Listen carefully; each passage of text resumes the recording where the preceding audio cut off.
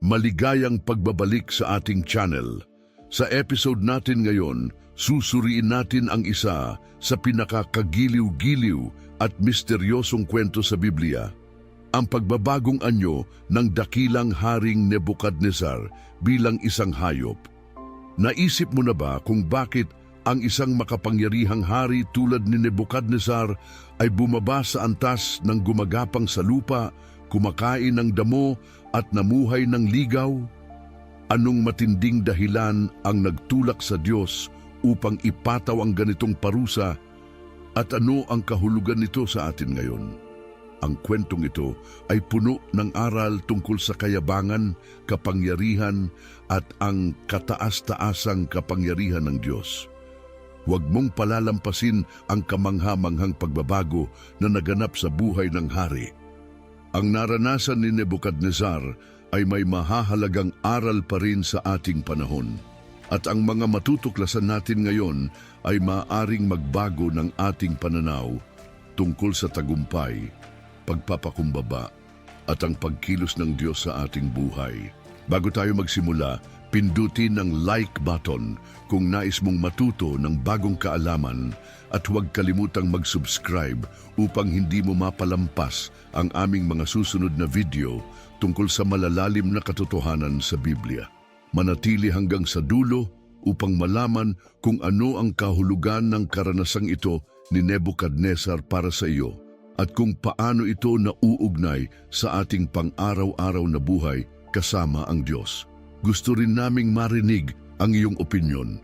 Mag-iwan ng komento sa ibaba kung alin sa bahagi ng kwentong ito ang pinakatumimo sa iyo.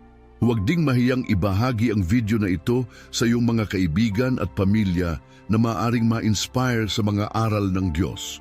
Simulan na natin at alamin kung bakit pinarusahan ng Diyos si Haring Nebukadnezar sa pamamagitan ng pagpapabago sa kanya bilang isang hayop. Ngunit bago natin pag-usapan ang kanyang kakaibang pagbabago, unawain muna natin kung sino siya at bakit mahalaga ang kanyang kwento. Si Haring Nebukadnezar II ay hindi isang ordinaryong pinuno. Siya ay isang makapangyarihan at impluwensyal na lider noong sinaunang panahon. Naghari siya mula 605 hanggang 562 BC at sa ilalim ng kanyang pamamahala, umabot sa rurok ng kalakasan ang kaharian ng Babylonia na naging isa sa pinakatanyag na imperyo sa kasaysayan. Ang Babylonia sa panahon ni Nebukadnezar ay kilala sa napakalaking kayamanan, malakas na hukbong sandatahan at kahangahangang mga estruktura. Kabilang dito ang bantog na Hanging Gardens of Babylon na itinuturing bilang isa sa 7 kababalaghan ng sinaunang mundo. Bagamat may debate sa kasaysayan kung tunay nga itong umiral, sumasalamin ito sa kasaganaan at kagandahan ng Babylonia noon. Pinalawak din ni Nebukadnezar ang kanyang kaharian sa pamamagitan ng pananakop sa iba't ibang kalapit na bansa, kabilang ang Juda na tahanan ng bayan ng Diyos. Noong 586 na BK, pinamunuan niya ang matinding pagsalakay sa Jerusalem, sinira ang mga pader ng lungsod, sinunog ang templo at dinala ang mga Israelita sa pagkabihag. Ang trahedyang ito, na kilala bilang Babylonian Exile, ay isang mahalagang pangyayari sa kasaysayan ng Biblia dahil ito ay katuparan ng babala ng Diyos sa mga Israelita dahil sa kanilang pagsuway.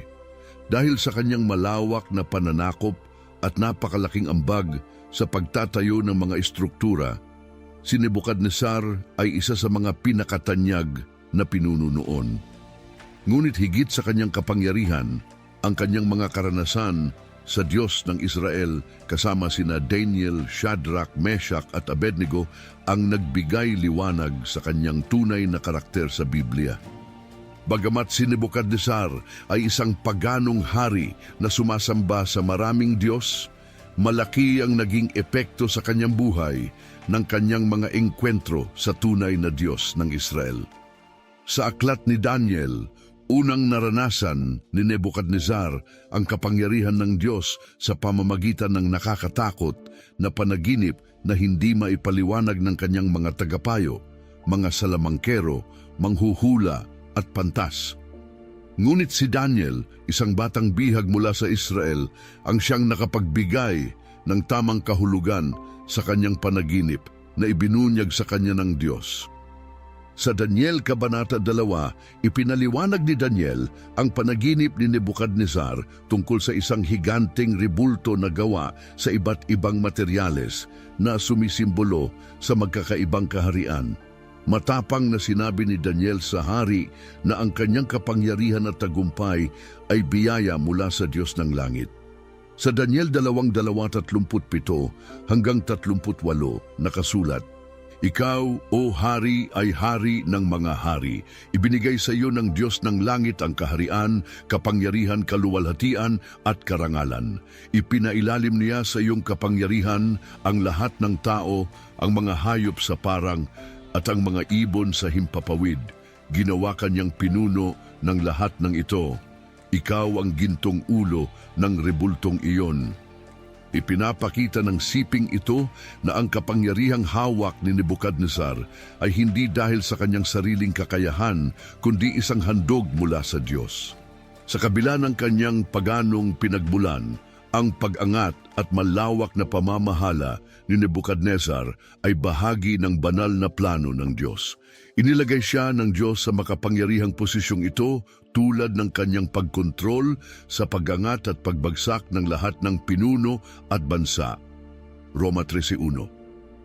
Gayunpaman, tulad ng madalas mangyari sa malalaking kapangyarihan, kasunod nito ang matinding pagmamataas. Habang yumayabong ang kanyang imperyo at nagawa niya ang mahahalagang tagumpay, lumaki ang kanyang puso sa kayabangan. Sa halip na kilalanin ang Diyos bilang dahilan ng kanyang tagumpay, inangkin niya ang lahat ng papuri para sa kanyang sarili. Ito ang naging simula ng kanyang pagbagsak sa pagiging mapagmataas. Isang malinaw na halimbawa ng kayabangan ni Nebukadnezar ay nang magalit siya kay Shadrach, Meshach at Abednego dahil sa kanilang pagtangging sumamba sa ginintuang rebultong itinayo niya. Dahil sa kanilang pagsuway, galit na galit niyang iniutos na sunugin sila ng buhay sa naglalagablab na pugon. Ngunit sa kabila nito, iniligtas sila ng Diyos sa kamangha-manghang paraan. Gayunpaman, hindi pa rin lubusang naunawaan ni Nebukadnezar ang ganap na kapangyarihan ng Diyos. Bagaman kinilala niya ang Diyos bilang isang tagapagligtas, Daniel 3:2, 8:22, nanatili pa rin ang katigasan ng kanyang puso at ang kanyang kayabangan. Muling naranasan ni Nebukadnezar ang kapangyarihan ng Diyos sa isa pang mahiwagang at nakakagambalang panaginip na isinasaad sa Daniel Kabanata 4. Kahit na napakalakas niyang hari, ang panaginip na ito ay labis na gumulo sa kanyang isip. Sa isang pambihirang pagkakataon, hayagan niyang ibinahagi ang kanyang pangamba at humingi ng paliwanag mula sa kanyang mga tagapayo, mga pantas, astrologo at salamangkero ng kanyang kaharian. Ngunit tulad ng dati, kahit gaano kataas ang kanilang mga posisyon at kaalaman sa salamangka ng Babylonia, hindi nila maunawaan ang mensahe ng Diyos sa panaginip. Ipinapakita nito ang malaking kaibahan sa pagitan ng limitadong karunungan ng tao at ng walang hanggang karunungan ng Diyos, isang paulit-ulit na tema sa aklat ni Daniel.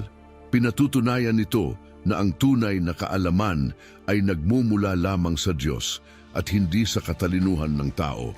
Sa huli, si Daniel, na kilala rin bilang Belteshazzar sa Babylonia, ang tinawag upang bigyang kahulugan ng panaginip.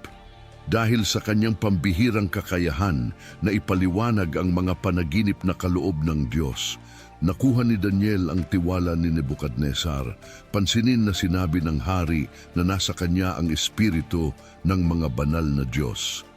Daniel 4:18. Ngunit sa kabila nito, hindi pa rin lubos na nauunawaan ni Nebukadnezar ang tunay na Diyos na siyang nagbibigay kay Daniel ng kanyang karunungan. Sa panaginip na isinasaad sa Daniel 4:10-12, inilahad ni Nebukadnezar, Habang nakahiga ako sa aking kama, may nakita akong pangitain. May isang punong kahoy na nakatayo sa gitna ng mundo at ang taas nito ay umaabot sa kalangitan. Lumago ito at lumakas at ang tuktok nito ay nakikita mula sa lahat ng panig ng mundo. Ang mga dahon nito ay luntian at hitik ito sa bunga, nagbibigay ng pagkain sa lahat. Sa lilim nito, nagpapahinga ang mga hayop sa parang at sa mga sanga nito, nagpapugad ang mga ibon sa himpapawid. Ang punong ito ay nagpapakain at nagpapakalinga sa bawat nilalang. Ang pangitaing ito ng puno ay isang makapangyarihang simbolo. Ipinapakita nito ang kaharian ni Nebukadnezar na sumasalamin sa napakalawak at makapangyarihang imperyong Babilonya. Sa panahong iyon, ang Babilonya ay ang pinakamatibay at pinakamalakas na bansa sa mundo. Pinalawak nito ang teritoryo nito, nagkamal ng yaman at naging tahanan ng maraming tao mula sa iba't ibang lahi. Sa rurok ng kanyang paghahari, si Nebukadnezar ay nakilala bilang haligi ng lakas, kasaganaan at proteksyon para sa kanyang mga nasasakupan, tulad ng papel ng puno sa kanyang panaginip. Ang pangitain tungkol sa punong kahoy na nakikita mula sa bawat sulok ng mundo ay tamang paglalarawan kay Nebukadnezar na itinuring ang sarili bilang pinakamataas na pinuno ng kanyang panahon. Ang malawak na imperyong Babilonya ay sumasalamin sa kanyang pamamahala na puno ng kapangyarihan, kayamanan at kontrol. Ngunit ang sumunod na bahagi ng panaginip ay nagbabadya ng isang matinding pagbabago sa kanyang kapalaran. Sa Daniel 4:13-14, isinalaysay ni Nebukadnezar, "Habang ako'y nakahiga, nakita ko sa pangitain ang isang banal na mensahero mula sa langit na bumaba. Malakas niyang ipinahayag, putulin ang punong kahoy, putulin ang mga sanga nito, alisin ang mga dahon, ikalat ang bunga, hayaang magsitakas ang mga hayop at lumipad palayo ang mga ibon." Ang biglaang pagbabagong ito sa panaginip ay sumisimbolo sa nalalapit na pagbagsak ni Nebukadnezar, na noon ay nasa rurok ng kanyang tagumpay sa mundo. Ang utos na putulin ang puno at ikalat ang lahat ng nasa paligid nito ay isang malinaw na babala sa kaguluhan at pagkalugmok na tatama sa kanyang kaharian at kapangyarihan. Gayunpaman, hindi ito nangangahulugan ng ganap na pagkawasak. Sa Daniel 4:15 isinasaad, "Ngunit iwan ang tuod nito na may mga ugat nakatali ng bakal at tanso sa damuhan sa parang." Ang naiwan na tuod na nakapaloob sa metal ay nagpapahiwatig ng pag-asa para sa muling pagbangon. Ipinapakita nito na bagaman ipapababa ng Diyos si Nebukadnezar sa pinakamababang antas, hindi niya siya lubusang wawasakin. Sa halip, layunin ng Diyos na ibalik siya sa trono sa sandaling makilala at tanggapin niya ang kataas-taasang kapangyarihan ng Diyos. Ang pagkakagapos ng tuod sa bakal at tanso ay sumisimbolo sa pagkakadena ng kayabangan ni Nebukadnezar, isang malinaw na paalala ng habag ng Diyos. Kahit sa gitna ng hatol, nananatili ang pagkakataon para sa pagtubos sa mga nagpapakumbaba. Habang ipinaliliwanag ni Daniel ang seryosong kahulugan ng panaginip kay Nebukadnezar, sinabi niya sa Daniel 4:24-25, "Ito ang kahulugan, mahal na hari, at ang hatol na ipinataw sa iyo ng kataas-taasang Diyos. Ititiwalag ka sa lipunan at mamumuhay kasama ng mga hayop sa parang. Kakain ka ng damo tulad ng mga baka at mababasa ng hamog ng langit.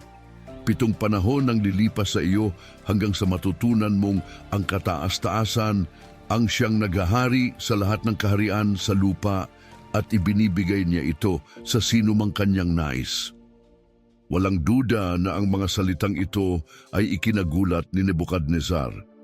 Ang pagkakakilanlan niya bilang ang punong kahoy ay nangangahulugan ng isang napipintong matinding pagbagsak, isang pagkawala ng kanyang katinuan at posisyon bilang hari. Ayon sa hatol ng Diyos, si Nebukadnezar ay mawawalan ng katinuan, mawawalan ng korona, at mamumuhay na parang isang hayop, kumakain ng damo at nabubuhay sa ilalim ng bukas na kalangitan. Ang matinding pagbabagong ito ay may layuning ipaalam sa kanya ang isang napakahalagang aral, ang lubos na kapangyarihan ng Diyos sa lahat ng pinuno at kaharian sa mundo. Ang salitang 7 panahon ay tumutukoy sa isang panahon ng 7 taon, kung kailan mararanasan ni Nebukadnezar ang matinding pagpapakumbaba, nabubuhay na parang isang hayop kaysa sa isang tao. Hindi ito isang basta-bastang kaparusahan. Ito ay isang maingat na itinakdang panahon upang dalhin ang pinakamakapangyarihang hari sa lupa sa ganap na pagpapakumbaba. Sa pamamagitan nito, ipinaalala ng Diyos na sa kabila ng lahat ng tagumpay ni Nebukadnezar, siya ay nananatiling nasa ilalim ng kalooban ng may lalang. Sa talata 27, taimtim na hinimok ni Daniel si Nebukadnezar na sinasabi, "Kaya nga, mahal na hari, pakinggan mo ang aking payo. Iwanan mo ang iyong mga kasalanan sa pamamagitan ng paggawa ng matuwid at ang iyong mga kasamaan sa pamamagitan ng pagpapakita ng awa sa mga dukha. Baka sa gayon ay magpatuloy ang iyong kasaganaan."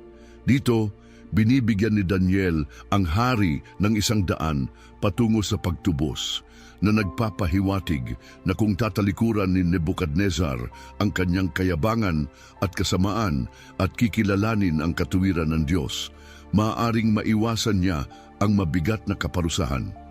Ang panawagan ni Daniel ay sumasalamin sa puso ng Diyos mismo, na laging bukas sa pagsisisi at pagpapanumbalik, nagbibigay kay Nebukadnezar ng huling pagkakataon upang kusang loob na magpakumbaba sa harapan ng Diyos. Sa kasamaang palad, habang umuusad ang kwento, naging malinaw na hindi pinansin ni Nebukadnezar ang babalang ito, na natili siyang alipin ng kanyang sariling kapalaluan at ang hinulaang hatol ng Diyos ay naganap sa takdang panahon.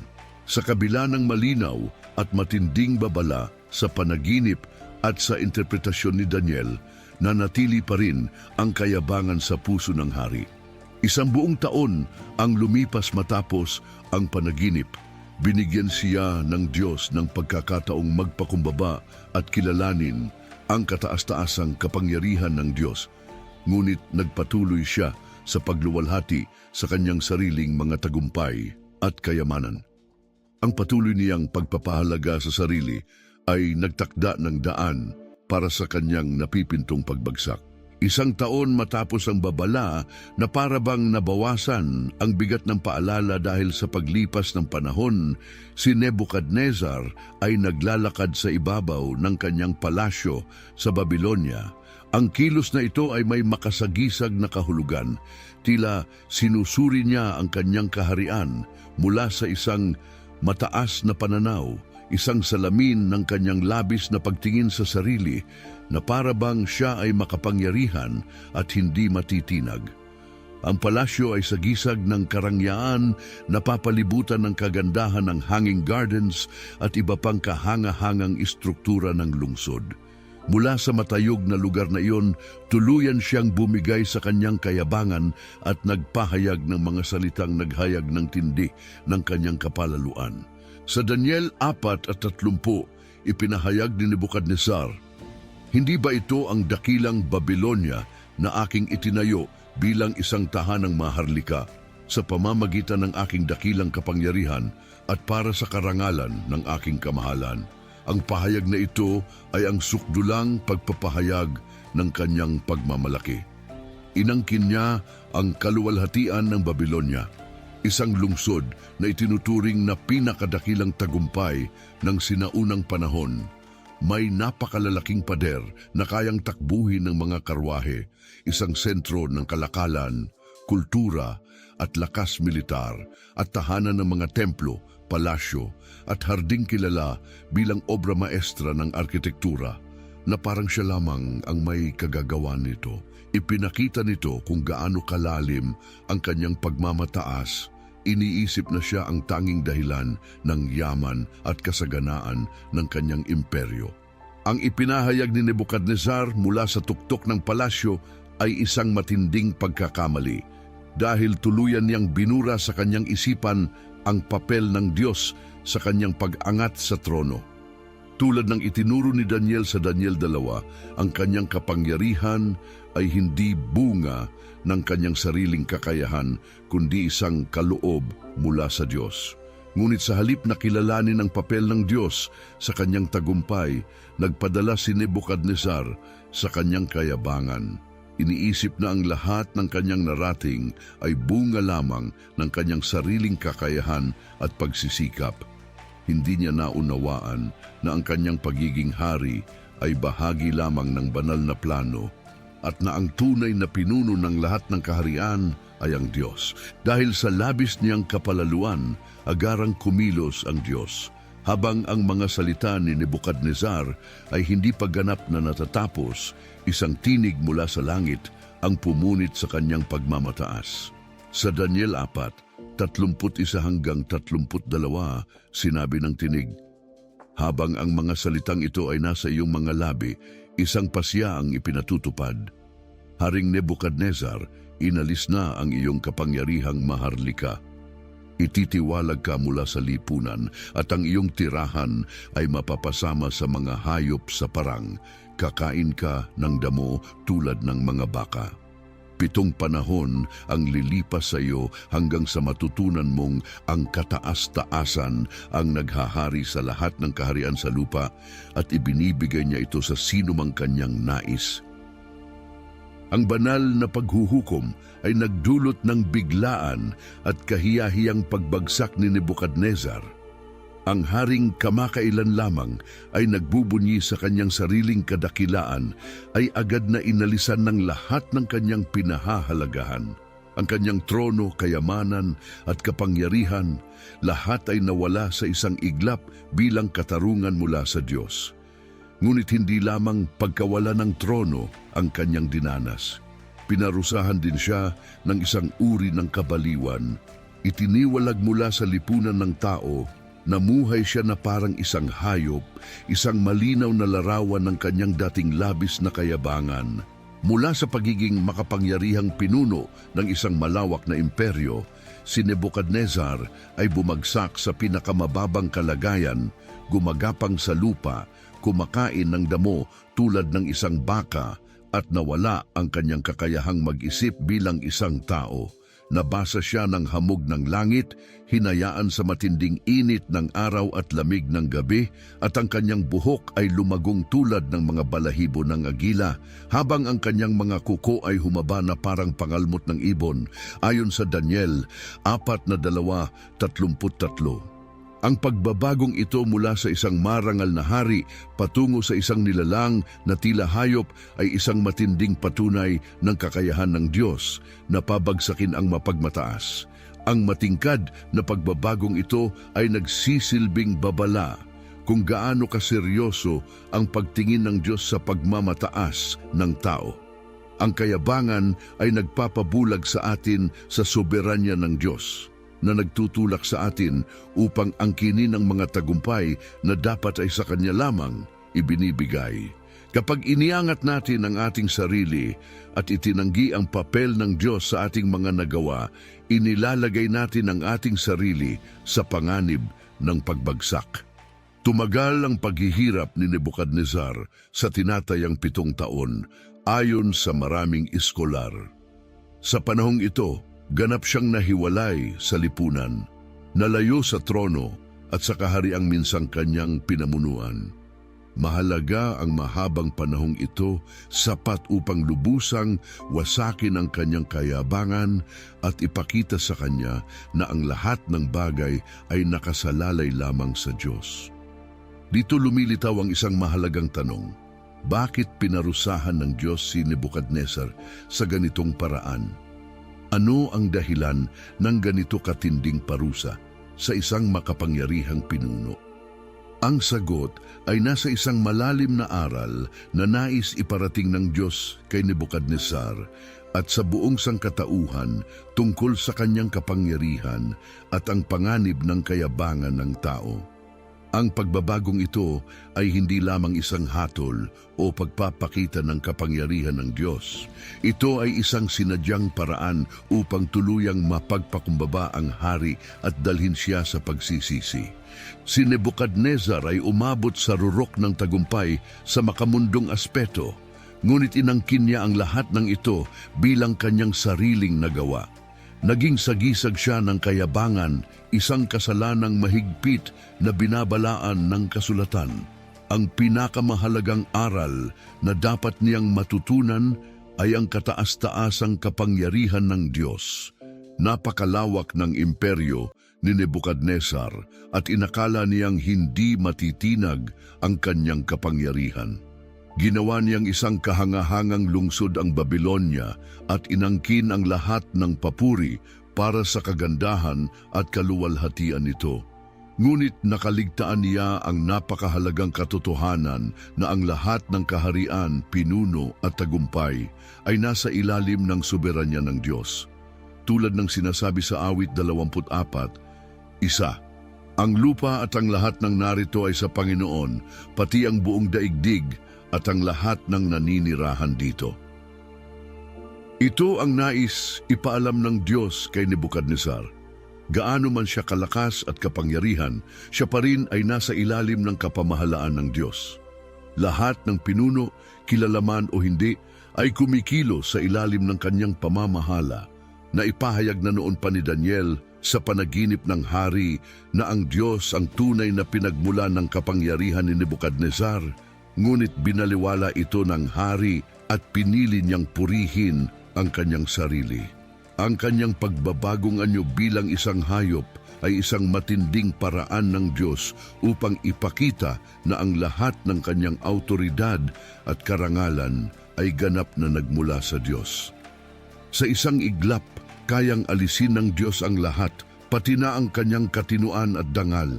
Paulit-ulit na binabalaan tayo ng aklat ng Kawikaan tungkol sa panganib ng kayabangan. Sa Kawikaan 16:18, ipinapaalala, ang kapalaluan ay nauuna sa kapahamakan at ang mapagmataas na espiritu ay nauuna sa pagbagsak. Ang pagbagsak ni Nebukadnezar mula sa kanyang kapangyarihan ay isang direktang resulta ng kanyang pagmamataas. Itinataas niya ang kanyang sarili sa antas na inakala niyang wala siyang pananagutan kaninuman, maging sa Diyos. Gayunpaman, ang kanyang pagbagsak ay isang makapangyarihang paalala na walang sinuman, gaano man kalakas, ang ligtas sa paghuhukom ng Diyos. Pagkalipas ng 7 taon, isinalaysay sa Biblia na muling bumalik ang katinuan ni Nebukadnezar. Ngunit ito ay naganap lamang nang itiningala niya ang kanyang paningin sa langit.